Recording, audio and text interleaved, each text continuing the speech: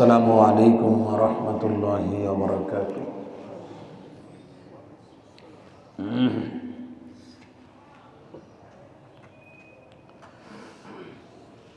अल्हम्दुलिल्लाह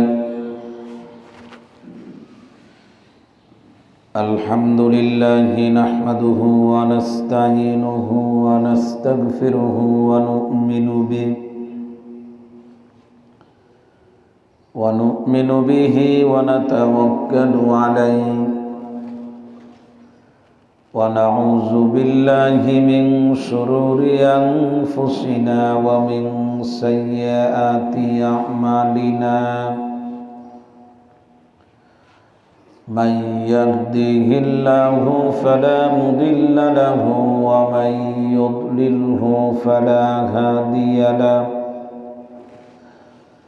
वनश्हदु अन ला इलाहा इल्लल्लाहु वहदहु ला शरीक लहु वनश्हदु अन्न सय्यदना व हबीबना व मौलाना मुहम्मदन अब्दुहु व रसूलुहु। अऊज़ु बिल्लाहि मिनश शैतानिर रजीम। बिस्मिल्लाहिर रहमानिर रहीम। हल यंजुरूना इल्ला अस्साअता अन तअतियहुम बग़ततन व हुम ला यशऊरून। अल-अखिल्लाउ यौमइज़िन बअदुहुम लिबअदिन अदुव्वुन इल्लल मुत्तक़ीन। अन अबी सईद अल-खुदरी रज़ियल्लाहु अन्हु अनिन नबी सल्लल्लाहु अलैहि वसल्लम क़ाल ला तुसाहिब इल्ला मुअमिना वला यअकुल तआमका इल्ला तक़िय्युन। वक़ाल रसूलुल्लाहि सल्लल्लाहु अलैहि वसल्लम फ़ी हदीसिन आख़र अलमर्उ अला दीनि खलीलिहि फलयंजुर अहदुकुम मन युखालिल औ कमा क़ाल अलैहिस्सलातु वस्सलाम। सदक़ल्लाहुल अज़ीम व सदक़ रसूलुहुन नबियुल करीम व नहनु अला ज़ालिका लमिनश शाहिदीन वश्शाकिरीन वल्हम्दुलिल्लाहि रब्बिल आलमीन। अल्लाह अल्हम्दुलिल्लाह।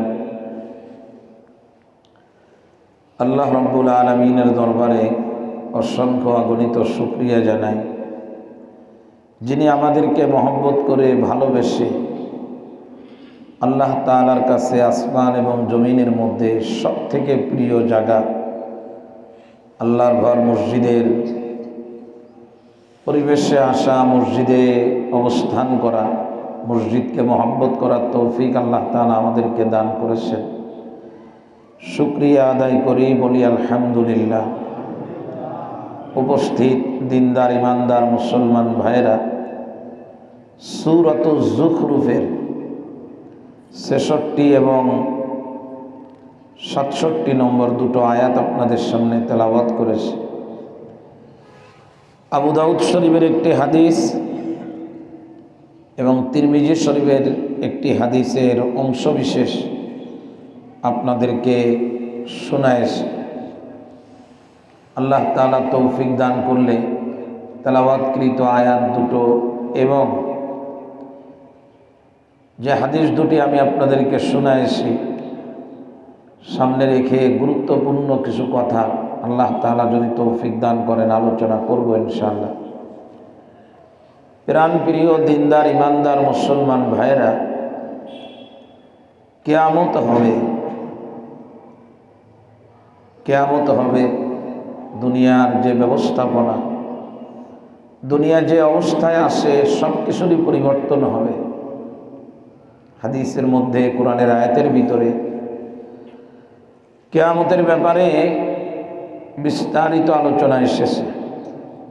কিয়ামত কত ভয়াবহ হবে, কিয়ামতের ময়দানটা কেমন হবে। সেই ময়দানে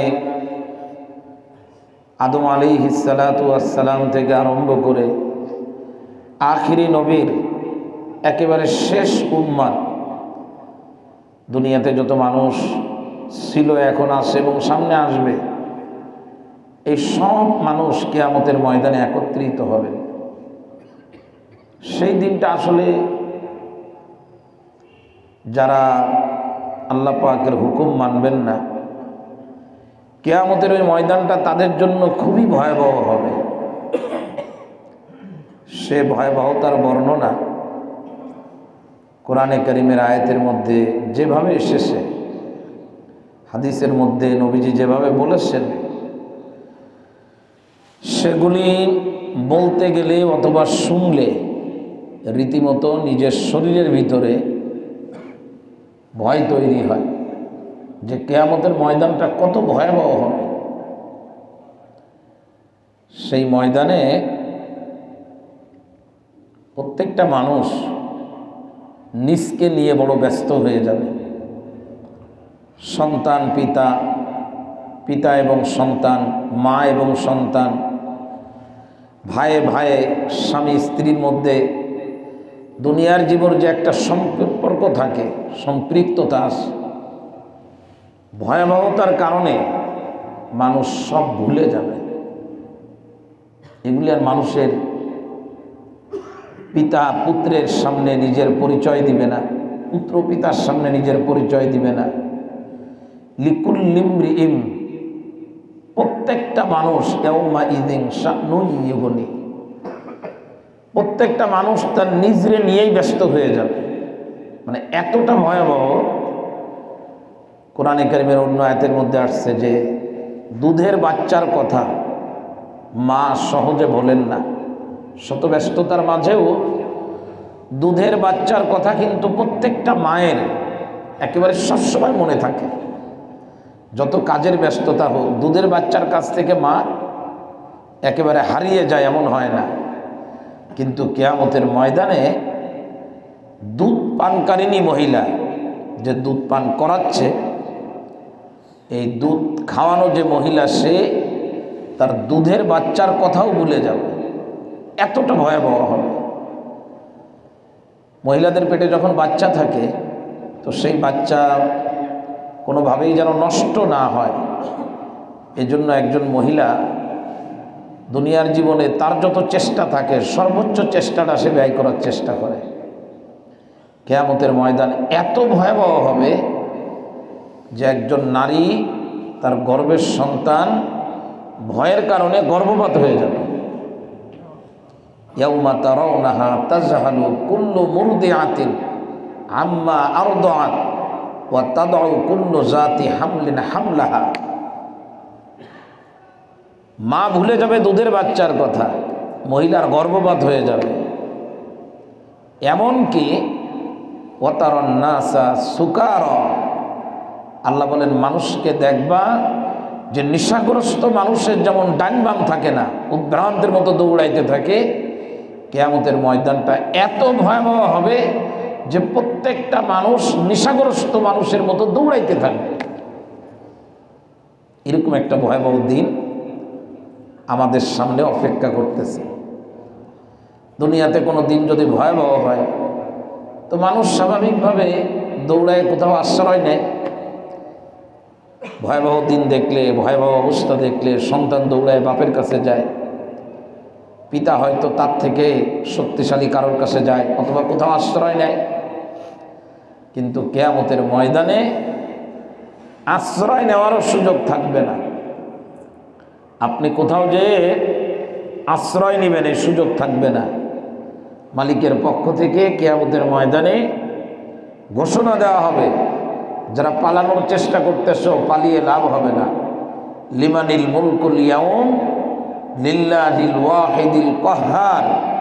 দুনিয়াতে তোমাদেরকে আশ্রয় দেওয়ার বহু মানুষ ছিল, কিন্তু আজকের কিয়ামতের ময়দানে একচ্ছত্র মালিকানা, একচ্ছত্র নেতৃত্ব। এই কিয়ামতের ময়দানে এক হুকুম চলবে আল্লাহর। এখানে দ্বিতীয় কেউ তোমাকে আশ্রয় দেবে এই দুঃসাহস কেউ দেখাবে না, এমন কেউ নাই। জাহান্নাম গর্জন দিতে থাকবে জাহান্নামীদেরকে নিজের ভিতরে নেওয়ার জন্য, গর্জন দিবে। সেই গর্জন কিয়ামতের ময়দানে যারা উপস্থিত তারা শুনতে পাবে। জান্নাতের দরজা খুলে দেওয়া হবে, জান্নাতীদেরকে জান্নাত নেওয়ার জন্য প্রস্তুত হবে। জাহান্নামীরা জাহান্নামে যেতে চাবে না, তাড়িয়ে তাড়িয়ে তাদেরকে জাহান্নামের দিকে নেওয়া হবে। এরকম অনেক আলোচনা আসছে। সূর্য মাথার উপরে চলে আসবে, মাথার ঘিলু ফুটান্ত পানির মতো টকবক করতে থাকবে প্রচণ্ড তাপের কারণে। অপরাধীদেরা এই পরিস্থিতির মুখোমুখি হবেন। আর যারা দুনিয়াতে আল্লাহর হুকুম মেনেছেন, আল্লাহ পাকের হুকুমের সামনে নিজেদেরকে পেশ করেছেন, তাদের জন্য কিয়ামতের ময়দানে স্পেশাল ছায়ার ব্যবস্থা করা হবে, যাতে সূর্যের তাপ তাদের দেহের ভিতরে না লাগে। অনেক বর্ণনা। স্বাভাবিকভাবে এই ধরনের বর্ণনা শুনলে মনের ভিতরে একটা প্রশ্ন আসে যে এইরকম একটা দিন কবে হবে? এরকম একটা দিন কবে হবে? সেটা আমাদের জীবদ্দশায় হবে, নাকি আমরা দুনিয়া থেকে যাওয়ার পরে আমাদের পরবর্তী প্রজন্ম যারা আসবে তাদের হায়াতে জিন্দেগি কবে হবে? এই ক্ষেত্রে আল্লাহ তাআলা আমাদেরকে সচেতনতার জন্য, আমাদের বুদ্ধিমত্তাকে আমরা যেন কাজে লাগাই, এজন্য আল্লাহ তাআলা বড় স্পষ্টভাবে বলেছেন, হাল ইয়ানজুরুনা ইল্লা সাআ, হাল ইয়ানজুরুনা ইল্লা সাআ, বলে যে মানুষ তো অপেক্ষা করতেছে কিয়ামতের। আমাদের সামনে কি রয়েছে? কিয়ামত রয়েছে। আসবে কবে? আনতা তিয়াহুম বাগতাতান, হঠাৎ করে চলে আসবে। আমি যে প্রস্তুতি নেব, প্রস্তুতি নেওয়ার আমাকে সুযোগ দেওয়া হবে না। হঠাৎ করে দেখবেন কিয়ামত হয়ে গেছে, আপনি প্রস্তুতি নিতে পারবেন। আগুন ধরে গেছে আমেরিকায়, দাবানলের আগুন। অনেকে লিখতেছে না যে প্রস্তুতি নিতে পারে নাই, পরনের কাপড় নিয়ে বের হয়ে গেছে। বিশাল বড় আলিশান বিল্ডিং, হঠাৎ করে বিল্ডিংয়ের জানালা দিয়ে আগুনের ধোঁয়া বেরোচ্ছে, সব ফেলে রেখে লোকজন পালিয়ে চলে গেছে। কিয়ামতের ময়দানটা হবে হঠাৎ। কিয়ামত হঠাৎ হয়ে যাবে, মানুষ উদাসীনতার মধ্যে থাকবে, ওই অবস্থায় কিয়ামত হয়ে যাবে।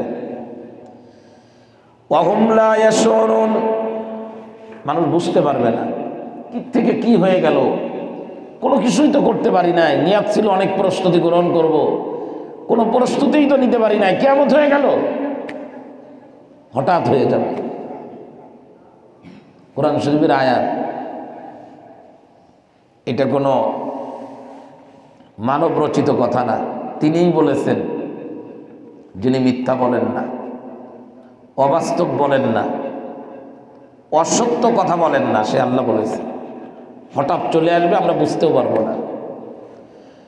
কিয়ামতের ওই ময়দান যখন হয়ে যাবে, ওই ময়দানের ভয়াবহ অবস্থার ভিতরে এক শ্রেণীর মানুষ আর এক শ্রেণীর মানুষকে, এক শ্রেণীর মানুষ আছে যারা একজন আর একজনকে সেদিন ভুলবে না, বরং একজন আর একজনকে জান্নাতে নেওয়ার জন্য তৈরি হয়ে যাবে।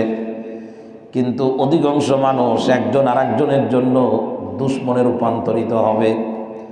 রব্বুল আলামিন বলেন, আল আখিল্লাউ ইয়াউমা ইযিন বাদুহুম লিবাদিন, কিয়ামতের ওই ময়দানে দুনিয়ায় যারা বন্ধু বান্ধব, গলায় গলায় মিল, একজন আর একজনের কাঁধে কাঁধ মিলিয়ে অন্যায় কাজের মধ্যে লিপ্ত আছে। আমিও নামাজ পড়ি না, আমার বন্ধু নামাজ পড়ে না। আমিও কোরআনে কারিম তেলাওয়াত করি না, আমার বন্ধু করে না। আমার বন্ধু নেশা করে, আমিও নেশা করি। দুজন দুজনের গলায় গলা মিলায় চলি এবং বলি, বন্ধু বিপদে পড়লে কাউকে না পেলেও তুমি আমাকে পাবা। কিয়ামতের ময়দান যখন হবে, আল্লাহ রাব্বুল আলামিন কোরআনে কারীমের এই আয়াতের মধ্যে বলেন, আল আখিল্লাউ ইয়াউমা ইযিম বাদুহুম লিবাদিন আদুবুন। বন্ধু একজন আরেকজনের বন্ধু থাকবে না, একজন আরেকজনের দুশমন হয়ে যাবে। কেউ কাউকে স্বীকার করবে না, পরিচয় দিতে চাবে না। কিন্তু দুনিয়ার জীবনে কেউ যদি বন্ধুত্ব করে মুত্তাকিদের সঙ্গে, ইল্লাল মুত্তাকিন, কিন্তু মুত্তাকিদের সঙ্গে, ভালো মানুষের সঙ্গে কেউ যদি বন্ধুত্ব করে, কিয়ামতের ময়দানে ওই মুত্তাকি আল্লাহ বলা বন্ধুরে অস্বীকার করবে না।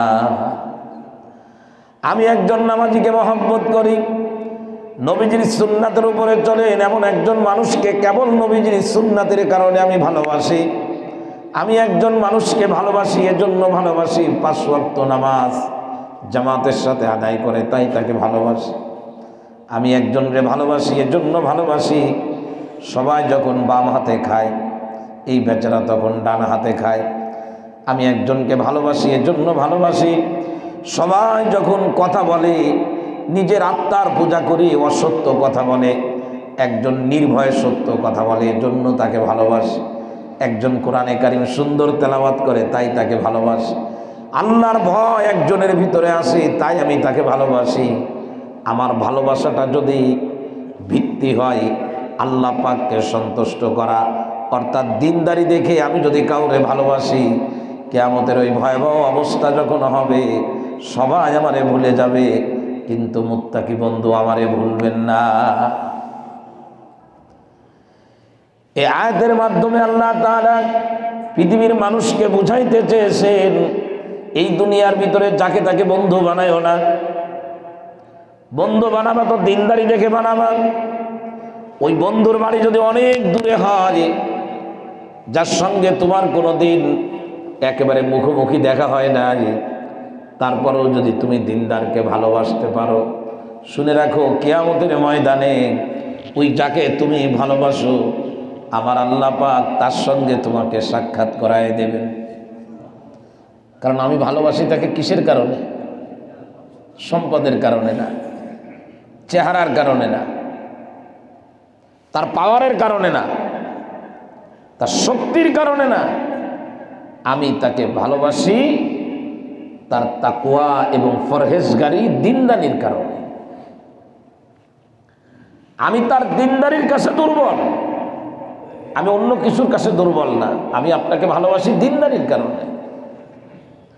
তো এই দিনদারির কারণে যদি কাউকে ভালোবাসা যায়, কিয়ামতের ময়দানে আল্লাহ তাআলা দিনদারির কারণে আমি যাকে ভালোবেসেছি তার সঙ্গে আমার আল্লাহ আমাকে, সে যেখানে যাবেন জান্নাতি পরিবেশ, ওই পরিবেশে আল্লাহ তাআলা আমাকে পাঠায়। এমন কি আমি কখনো দেখি নাই তাকে, কোনোদিন দেখা হয় নাই, ও কোথায় থাকে, কিন্তু ওর সম্পর্কে জানি যে ও সত্য কথা বলে। ওর সম্পর্কে আমার জানা আছে ও 5 ওয়াক্ত নামাজের ব্যাপারে যথেষ্ট যত্নবান। ওর ব্যাপারে আমার জানা আছে ও সময় নষ্ট করে না। ওর ব্যাপারে আমার জানা আছে ও কোরআনে কারীম খুব ইহতিমামের সঙ্গে তেলাওয়াত করে। তো আমি দূরে থেকেও এই বেচারার প্রতি ভালোবাসা নিবেদন করি। ওর সঙ্গে আমার একটা ভালোবাসা হয়ে গেছে, আমি ওকে অনেক ভালোবাসি, অনেক মহব্বত করি। এরকমও যদি হয়, এক ব্যক্তি আসছে রসুলের কাছে, বুখারী শরীফের হাদিস, এসে বলতেছেন, ইয়া রাসূলুল্লাহ কাইফা তাকুলু ফি রাজুলিন আহাব্বা কওমান ওয়া লাম ইয়ালহাক বিহিম। সুন্দর কথা। এসে বলতেছেন, ইয়া রাসূলুল্লাহ, এক লোক এক এলাকার মানুষকে দিনদারির কারণে প্রচণ্ড রকম ভালোবাসে, দিনদারির কারণে, যে ওই এলাকার লোকজন খুবই দিনদার, ওই এলাকার অমুক খুবই ভালো, তো এই জন্য তাকে অনেক ভালোবাসে। কিন্তু দুনিয়ার জীবনে যিনি তাকে ভালোবাসেন, এই দুইজনের মাঝে কোনো দিন দুনিয়াতে দেখা হয় না। এই ব্যক্তির সম্পর্কে আপনি কি বলেন একটু বলেন। রসুলকে প্রশ্ন করলেন, বুখারীর হাদিস। রসুল বললেন, শুনে রাখো, আল মারউ মা'a মান আহাব্বা। কিয়ামতের ময়দানে যে ভয়াবহ পরিস্থিতি হবে, ওই ভয়াবহ পরিস্থিতিতে এই দুনিয়াতে কেউ যদি কোনো দিনদারকে ভালোবেসে থাকে, আল্লাহ কিয়ামতের ময়দানে তাকে ওই দিনদারের সঙ্গেই আল্লাহ মিলাই দিবে। কার সঙ্গে মিলাবেন? দিনদারির সঙ্গে। তো আপনার প্রতি আমার ভালোবাসা, আমার প্রতি আপনার ভালোবাসা আমরা আরো 10 জনকে ভালোবাসি, সে ভালোবাসা জাগতিক কোনো কারণে হবে না, সে ভালোবাসা হবে আল্লাহর জন্য। কার জন্য বলেন? আল্লাহর জন্য। আপনাকে আমি প্রচণ্ড ভালোবাসি। কেন ভালোবাসি? বলে এই জন্য ভালোবাসি যে সবাই যখন দাঁড়িয়ে খায় আপনি তখন বসে খান। আপনাকে আমি খুবই ভালোবাসি। মসজিদে আজান হলে কেউই মসজিদে যেতে চায় না, আপনি মসজিদে যান, অনেক ভালো লাগে। এই যে ভালোবাসা, এ ভালোবাসা আপনাকে জান্নাত পর্যন্ত পৌঁছায় দেবে, জান্নাত পর্যন্ত। প্রিয় ভাইরা, এই জন্য খুব সচেতন হওয়া। এ জামানায় ভালো মানুষকে ভালোবাসা, এর থেকে আমরা অনেক দূরে চলে গেছি। ইমামের পিছনে ইক্তেদা করা হয় অনেক ক্ষেত্রে, সব জায়গায় না, কিছু জায়গা ব্যতিক্রম থাকবেই, এটাই বাস্তবতা। ইমামের পিছনে ইক্তেদা করে, ইমামের সাথে কোনো ভালোবাসা নাই, অথচ তাকে ভালো মনে করেই তার পিছনে ইক্তেদা করা হচ্ছে। একজন মানুষ দিনদার, দিনের উপরে চলে, হাজার মানুষ আছে, এই মানুষটা দিনের উপরে চলে, তার প্রতি আমার আলাদা একটা ভালোবাসা হওয়ার দরকার ছিল, হয় না। কিন্তু ভালোবাসা যদি মাপকাঠি হয় দিনদারি, দিনদারির কারণে যদি কাউকে ভালোবাসি, সে ভালোবাসা তার সাথে যদি আমার দেখা নাও হয়, লসের কোনো সম্ভাবনা নাই। আল্লাহ তাআলা কিয়ামতের ময়দানে মিলায়ে একসাথে জান্নাতে দিয়ে দেবে। ইয়া আল্লাহ, শ্রেষ্ঠ নবী হলেন নবী মুহাম্মদুর রাসূলুল্লাহ সাল্লাল্লাহু আলাইহি ওয়াসাল্লাম। শ্রেষ্ঠ সাহাবীর নাম বলতে পারবেন? হযরত আবু বকর সিদ্দিক রাদিয়াল্লাহু তাআলা আনহু। শ্রেষ্ঠ তাবেঈ কে? শ্রেষ্ঠ তাবেঈ রাসূল বলেছেন খায়রুল কুরুনি করনি, আমার যুগ হলো শ্রেষ্ঠ, এরপরে শ্রেষ্ঠ হলো পরের যুগ, যাদেরকে তাবেঈ বলা হয়। শ্রেষ্ঠ তাবেঈর নাম কি? প্রিয় ভাইরা, মুসলিম শরীফের হাদিস, আমার নবী বলেন শ্রেষ্ঠ তাবেঈ হলেন ইয়া আল্লাহ ওয়াইস বিন আমের আল করন। কি নাম? ওয়াইস বিন আমের আল করন। এই যে হাদিসের মধ্যে আসছে, মুসলিম শরীফের হাদিস, নবীজি বলেছেন ইন্না খায়রাত তাবিঈন রাজুলুন ইউকালু লাহু ওয়াইসুন। হুজুর বলেছেন শ্রেষ্ঠ তাবিঈ হলেন ওই ব্যক্তি যে ব্যক্তির নাম হলো ওয়াইস। কি নাম? এই যে আমরা অনেক সময় অনেক বক্তার বক্তব্যে শুনি না, ওয়াইস কর্মী, ওই ওয়াইস কর্মী, ওনার সঠিক নাম হলো ওয়াইস, আলিফ ওয়াউ ইয়াসিন, মুসলিম শরীফের হাদিস। হুজুর বলেন যে শ্রেষ্ঠ তাবেঈর নাম হলো ওয়াইস, পিতার নাম হলো আমের, বাড়ি হলো ইয়ামেনের কর্ন অঞ্চলে, কর্ন নামক গ্রাম অঞ্চলে ওনার বাড়ি ইয়ামেনের।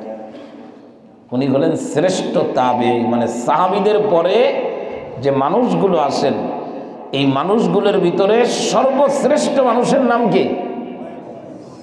ওয়াইস বিন আমের আল করন। তার শ্রেষ্ঠত্বের পিছনে কি এমন কারণ ছিল?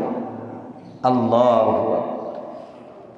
থাকতেন ইয়ামেনে, রাসূলের জীবদ্দশায় নবীজির হায়াতের জিন্দেগির মধ্যে ঈমান আনছেন। খুব হৃদয় থেকে কথাগুলো নেওয়ার চেষ্টা করবেন। নবীজির জীবদ্দশায় ঈমান আনছেন, কিন্তু সাহাবী হতে পারেন নাই, কারণ রাসূলের সাথে তার কি হয় নাই? সাহাবী হওয়ার জন্য ঈমানের সাথে রাসূলকে দেখতে হবে এবং ঈমানের সাথে দুনিয়া থেকে চলে যেতে হবে, তাহলে কি হবে? সে সাহাবী হবে। রাসূলের জীবদ্দশায় ঈমান আনছেন, কিন্তু সাহাবী হতে পারেন নাই। কেন? রাসূলের সাথে তার দেখা হয় না, সে রাসূলকে স্বচক্ষে দেখতে পারেন না। তবে রাসূলকে এত ভালোবাসতেন, এত ভালোবাসতেন, আল্লাহ তাআলা রাসূলকে জানিয়ে দিয়েছেন যে আপনার কাছে আপনার সাহাবীদের যেমন পরিচয় আছে, আরো একজনের পরিচয় আছে, তার নাম হলো ওয়াইস। থাকতেন কোথায়? ইয়ামেন থেকে যখন কোনো মানুষ মদিনায় আসতো, ওত পেতে থাকতেন, নবীজির কথাগুলো তার কাছ থেকে নিবেন, সর্বক্ষণ নবীজির প্রেম আর ভালোবাসা নিজের ভিতরে লালন করতেন।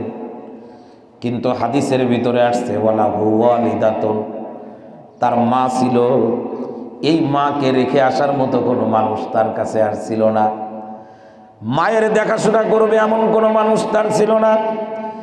এরপরে মা যখন দুনিয়া থেকে বিদায় হয়ে গেছেন, তখনও নবীজি বেঁচে ছিলেন। মদিনায় আসার তার ইচ্ছা ছিল, কিন্তু আসতে পারেন নাই। ততক্ষণ শরীরের ভিতরে প্রচুর পরিমাণে অসুস্থ, ঘা হয়ে গেছে। আল্লাহর নবী বলেন, হযরত ওমরকে সব জানিয়ে দিয়ে গেলেন রাসূলের কাছে। আমার আল্লাহ তাআলা ওয়াইস বিন আমের আল করনের সংবাদ আল্লাহ পাক নবীজিকে জানায় দিলেন। নবীজির মৃত্যুর পরে আবু বকর আমিরুল মুমিনিন, এরপরে হযরত উমর হলেন আমিরুল মুমিনিন। তখন ইয়ামেন পুরাটা বিজয়ী হয়ে গেল। ইয়ামেন থেকে লোকজন দলে দলে মসজিদে নববীতে আসেন। মুসলিম শরীফের বর্ণনা, যখনই আসেন তখন হযরতে উমর জিজ্ঞেস করেন, তোমাদের মাঝে ওয়াইস নামে কেউ আছে নাকি? তোমরা যারা আসছো, তোমরা যারা ইয়ামেন থেকে আসছো, তোমাদের ভিতরে ওয়াইস নামে কেউ আসো নাকি? ওয়াইস। হঠাৎ করে একদিন একজন দাঁড়িয়ে বলল, হ্যাঁ আমার নাম হলো ওয়াইস। রাসূল করিম সাল্লাল্লাহু আলাইহি ওয়াসাল্লামের প্রিয় সাহাবী হযরত ওমর বলতেছেন, তোমার কি আম্মা ছিল অসুস্থ? বলে হ্যাঁ। বলে এরপরে তুমি কি শরীরের ভিতরে দুরারোগ্য ব্যাধিতে আক্রান্ত হয়েছিলে? সব ভালো হয়ে গেছে, অল্প একটু রয়ে গেছে? বলে হ্যাঁ। দেখাও তো। তাও দেখায় দিল। সব ঘাগুলো ভালো হয়ে গেছে, এক জায়গার ভিতরে একটু ক্ষত রয়ে গেছে। হযরত উমর তখন জড়ায় ধরছেন আর কপালের ভিতরে চুমা দিয়ে বলছে, আমি তো তোমার জন্য অপেক্ষা করতেছিলাম, নবীজি তোমার কথা আমাকে ভুলে গেছে। নবীজি আমাকে ভুলে গেছেন। উমর, যদি ওয়াইসকে কোনো দিন তুমি পেয়ে যাও, তার কাছ থেকে দোয়া চেয়ে নিও, কারণ সে যদি দোয়া করে আল্লাহ পাক তার দোয়াকে কবুল করে নেয়। অন্য কোনো কারণ ছিল না। লম্বা হাদিসের ভিতরে মুসলিম শরীফের একটাই কারণ, সেটা হলো থেকেছেন ইয়ামেনের জমিনে, নবীজি থেকেছেন মদিনার জমিনে, কিন্তু শ্রেষ্ঠ নবীকে মোহাব্বত করতে ওয়াইস একদম ভুল করেন নাই। মানুষের মাধ্যমে সংবাদ দিয়েছে, নবীজি যে সমস্ত হুকুম আহকামগুলো দিয়েছেন সব নিয়ে মেনে চলেছে। তো আল্লাহ তাআলা নবীজির জীবদ্দশায় ওয়াইসের ব্যাপারে নবীজিকে আল্লাহ পাক জানায় দিয়েছে। আমার মহব্বতটা, আমার ভালোবাসার মাপকাঠি যদি হয় দিনদারি, ধনী দেখে ভালোবাসি না, আমি দিনদারির কারণে ভালোবাসি। আমার ভালোবাসার মাপকাঠি যদি হয় দিনদারি, হয়তো আমি অত বড় দিনদার হতে পারবো না, হয়তো আমার সৌভাগ্য অত বড় দিনদার হওয়া নাই, কিন্তু আমি যাকে ভালোবাসতেছি উনি অনেক বড় মানুষ, অনেক আমল করেন। ভালোবাসার মাপকাঠি যদি হয় দিনদারি, কিয়ামতের ময়দানে ওই দিনদারের সঙ্গে আমার মালিক আমাকেও জান্নাতে দিয়ে দিবে। মাপকাঠি হবে দিনদারি, ভিন্ন কোনো জিনিস না। আজকে আমাদের ভালোবাসার বিভিন্ন কারণ, আল্লাহ আমি অমুককে প্রচন্ড ভালোবাসি, সেও আমাকে ভালোবাসে। আরে তুমি এত ভালোবাসো কারণ কি? বলে এই এলাকায় ওনার মতো লিডার আর দ্বিতীয় কি আছে? আমি কারোর প্রভাবের কারণে কারোর ভালোবাসার কাছে ঋণী হব, এটা হব না। আমি এর জন্য ভালোবাসবো যে এই লোকগুলো খুবই ভালো।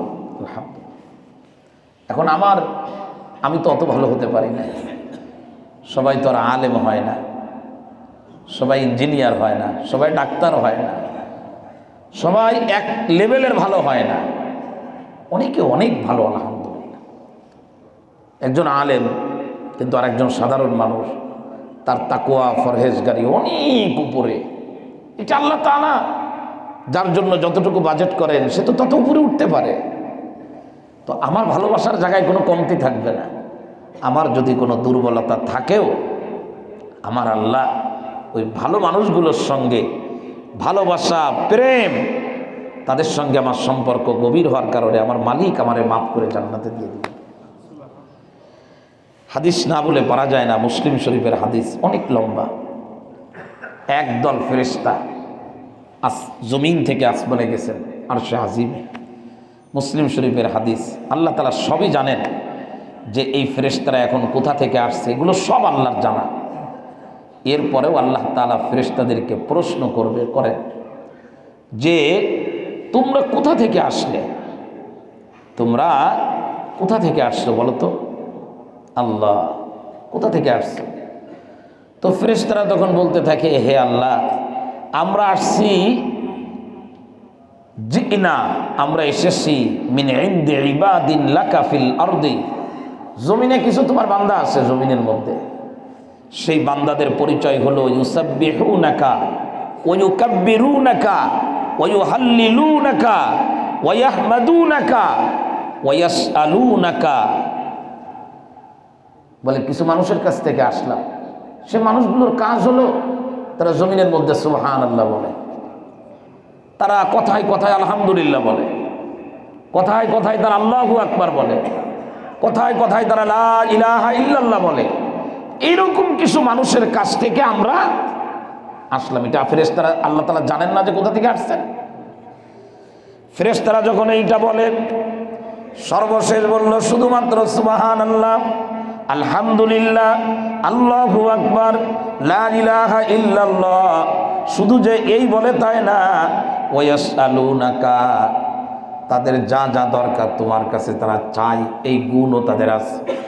রব্বুল আলামিন তখন ফেরেশতাদেরকে প্রশ্ন করবেন, তারা কি চায় আমার কাছে? ফেরেশতারা বলে তারা তোমার কাছে জান্নাত চায়। বলে জান্নাত দেখছে নাকি তারা? বলে না, দেখে না। বলে জান্নাত যদি দেখতো তাহলে তাদের কি অবস্থা হতো? বলে আর কি চাই? বলে জাহান্নাম থেকে পানাহ চাই। বলে জাহান্নামের আগুন কি তারা দেখছে? বলে না। বলে যদি দেখতো তাহলে কি অবস্থা হতো? প্রিয় ভাইরাম, এইভাবে বলতে বলতে ফেরেশতারা আল্লাহ পাককে বলেন, হে আল্লাহ, ওই বান্দাগুলো জমিনের মধ্যে তোমার কাছে ক্ষমা চায়। বলতেছে আল্লাহ মাফ করে দাও। ওয়াস্তাগফিরুনাকা, রব্বুল আলামিন তখন ফেরেশতাদেরকে বলেন, ফেরেশতারা তোমরা শুনে রাখো, কদ গাফারতু লাহুম, আমি আল্লাহ তাদের জিন্দেগীর সব গুনাহ মাফ করে দিলাম। মুসলিম শরীফের হাদিস। শুধু মাফ করলাম তাই না, ফাআতাইতুহুম মা সালু, তারা ওই মজমার ভিতরে যা যা আমার কাছে চাচ্ছে, আমার কাছে জান্নাত চাই, জাহান্নাম থেকে পানাহ চাই, ও ফেরেশতারা তোমরা সাক্ষী থাকো, আমি তাদেরকে জান্নাত দিয়ে দিলাম, জাহান্নাম থেকেও তাদেরকে আমি মুক্তি দিয়ে দিলাম। আল্লাহ। এবং আল্লাহ তাআলা আরো বলেন ফেরেশতাদেরকে, আমি, তারা যে সুবহানাল্লাহ বলে, আলহামদুলিল্লাহ বলে, আল্লাহু আকবার বলে, নামাজ পড়ে, কোরআন তেলাওয়াত করে, এর যে পারিশ্রমিক সেটাও আমি তাদের দিয়ে দিলাম। ফেরেশতারা তখন বলতে থাকে, হে আল্লাহ, খেয়াল করেন এই শব্দগুলো, ফেরেশতারা বলে রব্বি ফীহিম ফুলানুন আবদুন খাত্তাউন, ওই জায়গার ভিতরে যতগুলো মানুষ বসা, তুমি তো ঘোষণা দিলে সবাই রে মাফ করে দেছো, যা চেয়েছে তাই তুমি তাদেরকে দিয়ে দেছো। কিন্তু আমরা দেখে আসলাম ওই মানুষগুলোর ভিতরে একটা লোক বসা আছে যেগুলো খাত্তাউন, প্রচণ্ড রকম পাপী। একটা দেখে আসছি, সে প্রচুর পাপী, সে এত পরিমাণে গুনার কাজ করে। খাত্তাউন স্বাভাবিক গুনাহগাররে বলে না, একেবারে লেভেল যে ক্রস করে চলে গেছে উপরে, এরকম গুনাহগাররে খাত্তাউন বলে। ওইখানে একটা গুনাহগাররে দেখছি, ওরাও কি মাফ করবা? আল্লাহ রাব্বুল আলামিন ফেরেশতাদের কাছ থেকেই কথা শোনার পরে ফেরেশতাদেরকে প্রশ্ন করলো, ফেরেশতারা ওই মানুষগুলো ভালো, এর মধ্যে গুনাহগার আসলো কোন জায়গা দিয়ে?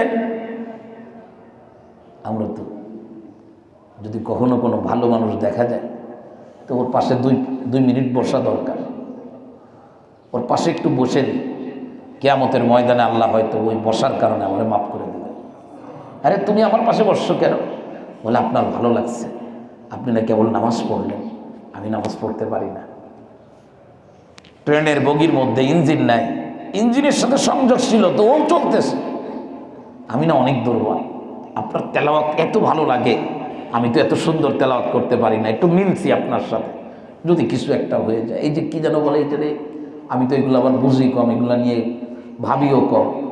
এই কোনো ভাইরাল পার্সন দেখলে এই যে বিভিন্ন আসে না প্লেয়ার, বিভিন্ন টাইপের লোকজন আসে, আর সব কথা তো বলা যায় না, তাদের দেখলে একটু পাশে যে সেলফি নেয়, তারপরে ও যে কী যেন কাগজের মধ্যে কী নেয়, এটা আবার অনেক জায়গায় দেখায়, বলে এই দেখ আমি ওর সাথে ছবি উঠাইছি, এই যে আছে।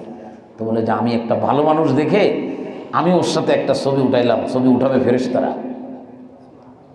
আমার অটোগ্রাফ ফেরেশতারা নেবে, ফেরেশতারা দেখবে। তো ফেরেশতারা বলতেছেন আল্লাহ ওই লোক একটা লোক আসে অনেক খারাপ, মানে এত খারাপ যা চিন্তা করে। তো বলে যে ভালো মানুষের মধ্যে খারাপ লোকটা কোথা থেকে আসলো? ফেরেশতারা তখন বলে ইন্নামা মাররা, ওই খারাপ লোকটা ওই দিক দিয়ে যাচ্ছিল, দেখে ভালো লোকগুলো বসে তোমার জিকির করতেছে, কোরআনে কারিমের তেলাওয়াত করে, ইবাদত বন্দেগী করে, হাদিসের কোরআনের তালিম করে। তো খারাপ লোকটা চিন্তা করছে এই লোকগুলো এত ভালো কাজ করে, দেখি এদের সাথে একটু বসে যায়। ফাজালাসা মাহুম, তখন তাদের সাথে সে একটু বসছে। তো এরাও কি মাফ করবা নাকি এর বাদ দিয়ে মাফ করবা? তো আল্লাহ তাআলা তখন বললেন ফায়াকুলু, আল্লাহ বললেন ওয়ালাহু গফারতু, আমি তাকেও মাফ করে দিলাম। প্রশ্ন হলো কেন? সে কেন মাফ পাবে? সে তো মাফ পাওয়ার মতো কোনো যোগ্যতা সে অর্জন করে না। করছে কোনো যোগ্যতা?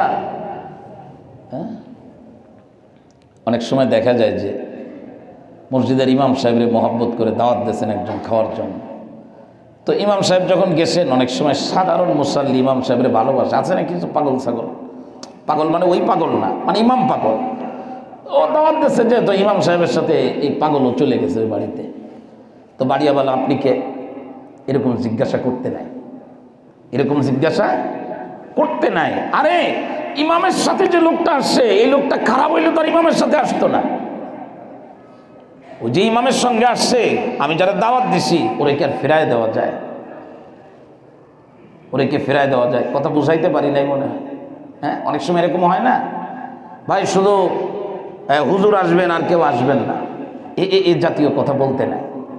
যদি কেউ যে বসে, মনে করেন যে এমপি মন্ত্রী বড় মানুষ, এক জায়গায় ভিআইপি পার্সন ছাড়া কেউ ঢুকবে না, ওর সাথে যদি কেউ ঢুকতে যায়, তো আপনি এমনভাবে বাধা দিলেন যে ওই যে লোকটারে বাধা দিচ্ছেন উনি যতটা না কষ্ট পাবে, তার থেকে ওই ভিআইপি পার্সন আরও বেশি কষ্ট পাবে না?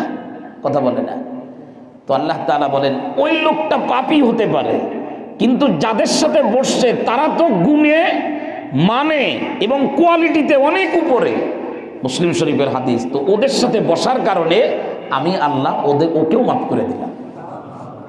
তো ফেরেশতারা এখন প্রশ্ন করলো এটা কোন মানে নিয়মের মধ্যে সে ক্ষমা পেল?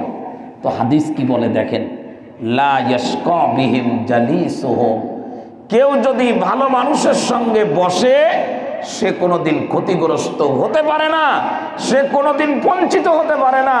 ভালো মানুষের সঙ্গে আল্লাহ তাকেও পার করে দেয়। তো আমি এখন কার সাথে বসবো? আমার স্টুডেন্টদের মধ্যে আমি কোন স্টুডেন্টকে আমার গলার সাথে গলা মিলায় নেব? আমি এই এলাকাতে থাকি, এই এলাকায় আমি কার কার সাথে মিশবো, এটা আমাকে সিদ্ধান্ত নিতে হবে। ঠিক আমি যদি আমার এই মানুষের সাথে সম্পর্ক করাটা, এটা যদি আমি দিনের কারণে করি, ধর্মের কারণে, আল্লাহর সাথে সম্পর্কের কারণে, তো মালিক আমার মতো দুর্বল মানুষটাকে সবল আমলের লাইনে এই মানুষের সঙ্গে আল্লাহ আমাকেও জান্নাত দিয়ে দেবেন। প্রিয় ভাইরা, এজন্য রাসূল করিম সাল্লাল্লাহু আলাইহি ওয়াসাল্লামের এই হাদিসগুলো আমরা একেবারে হৃদয় পটে আমার ভিতরে আমি একদম লাগাই ফেলি। রাসূল বলেছেন, বেশ লম্বা হাদিস, হাক্কাত মুহাব্বাতি আলাল মুতাহাব্বিনা ফিয়া। আল্লাহু আকবার। হাদিসে কুদসি আল্লাহ তাআলা বলতেছেন যে কোনো ব্যক্তি যদি আমার কারণে, আল্লাহ বলতেছেন আমার কারণে যদি একজন আর একজনকে ভালোবাসে, অন্য কোনো কারণে না, আপনাকে আমি ভালোবাসি আল্লাহর জন্য, আপনি আমাকে ভালোবাসেন আল্লাহর জন্য, এইটা যদি হয় আমাদের ভালোবাসার মাপকাঠি, তো আল্লাহ তাআলা হাদিসের মধ্যে বলেন যে তাদের দুইজনের জন্য আমার ভালোবাসা এটা অবধারিত হয়ে যায়। আমি আপনাকে না অনেক ভালোবাসি, আমি অনেককেই বলি যে আপনার প্রতি আমি দুর্বল। লাইসালিদ দুনিয়া, দুনিয়ার জন্য না, একদম দুনিয়ার জন্য না। অনেক মানুষের প্রতি আবেগ এবং নিজের ভিতরে যে দুর্বলতা কাজ করে, সেটা হয়তো তার রাতের অন্ধকারের নামাজের কারণে, হয়তো তার নামাজের ভিতরে স্থিরতার কারণে। আমাদের এক ভাই ছিলেন খুলনাতে, উনি এখন বরিশালে আছেন। উনি একজন পুলিশের কর্মকর্তা, আমাদের এখানেই জুমার নামাজ পড়তেন। একেবারেই চাকরি জীবনে যতদিন ছিলেন জুমা কোথাও পড়তেন না। ওনার নামাজে দাঁড়ানো এত স্থিরতা, ওনার প্রতি আমার দুর্বলতা অন্য কোনো কারণে ছিল না। আমি ওনাকে বলতাম যে আপনি মনে করেন না যে আপনি অনেক বড় মানুষ, আপনার হাতে পাওয়ার আছে, আপনি চাইলে মামলা দিতে পারেন, চাইলে ছেড়ে দিতে পারেন, এর জন্য আপনার ভালোবাসে, এটা মনে করেন না। আপনার প্রতি আমার দুর্বলতা, আমি আপনার মতো নামাজ পড়তে পারি না। আপনি যেভাবে নামাজ পড়েন, এটা দেখলে একজন মুমিন আল্লাহর জন্য আপনার প্রতি দুর্বল হবে না, এটা হতে পারে না।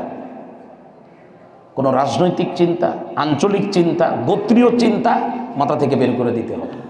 বের করে দিয়ে একটা মানুষের প্রতি আমার ভালোবাসা, এর মাপকাঠি হবে কেবলমাত্র আল্লাহ। এরপরে আল্লাহ তাআলা আরো বলেন, ওয়া হাক্কাত মাহাব্বাতি আলাল মুতাজাবিরিনা ফিয়া। দেখেন, বলেন যে কোনো ব্যক্তি যদি কারোর সাথে সাক্ষাতে যায়, ফিয়া আমার জন্য, আল্লাহর জন্য যদি একজন আরেকজনের কাছে সাক্ষাতে যায়, তো আল্লাহ তাআলা বলেন সাক্ষাতে রওনা হলেই উভয়ের জন্য আমি আল্লাহর ভালোবাসা অবধারিত হয়ে যায়।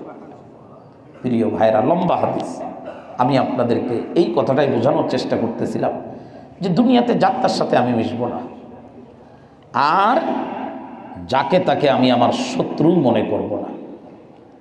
আমার যেন কেমন যেন মনে হয় লেখার ক্ষেত্রে, বলার ক্ষেত্রে, চলার ক্ষেত্রে আমরা আমাদের জিন্দেগিটাকে নিয়ন্ত্রণ করতে পারতেছি না।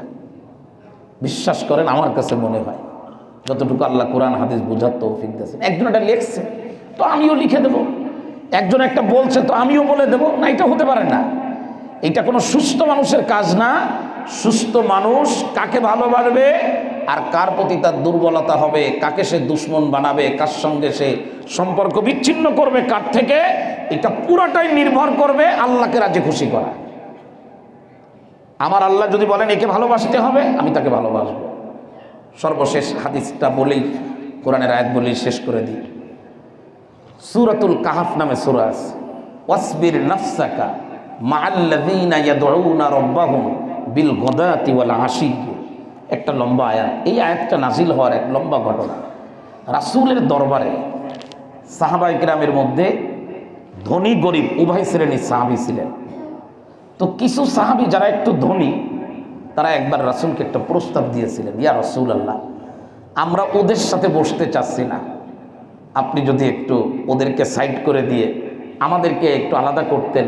আর ওরা তো গরিব, ওরা মক্কা থেকে হিজরত করে আসছে, টাকা পয়সা নাই, ওরা দান খয়রাত কম করে, আপনি ওদের সাথে আমাদের নিয়ে বসলে আমাদের একটু কেমন কেমন লাগে। আল্লাহর রাসূল সম্পর্কে কোরআনের আয়াতের তাফসীরের মধ্যে হাদিস নিয়ে আসছে। নবীজি বলেন যে আমি মনে মনে, নবীজির ভিতরে মনে মনে একটা প্রস্তুতি হয়েছিল যে দুইটা ভাগ করবে, কিন্তু সাথে সাথে কোরআনের আয়াত নাজিল হয়ে গেছে। নাজিল হওয়ার পরে রসুলকে বলা হয়েছে, হে রাসূল, কে কি বললো এটা না, আপনি তার সঙ্গে মিশবেন যে সকাল বিকাল আমি আল্লাহকে ডাকে। সম্পদ, প্রভাব, এটা কিন্তু আপনার ভালোবাসার মহব্বতের মাপকাঠি হতে পারে না। এজন্য আমরা চেষ্টা করব। আমরা অনেক সময় অনেকেই বলে ফেলি, যদিও সেই কথাটা একটু হালকা রাজনৈতিক কথা হয়ে যায়, কিন্তু না বলে তো আর পারি না। অনেক শক্তিশালী রাষ্ট্র এদের পক্ষে আছে, আমরা যদি এদের বিপক্ষে যাই আবার না কোন বিপদে পড়ে যায়। আরে জন্ম একবার, মৃত্যু তো একবারই হবে, দুইবার তো কারণ মৃত্যু হবে না।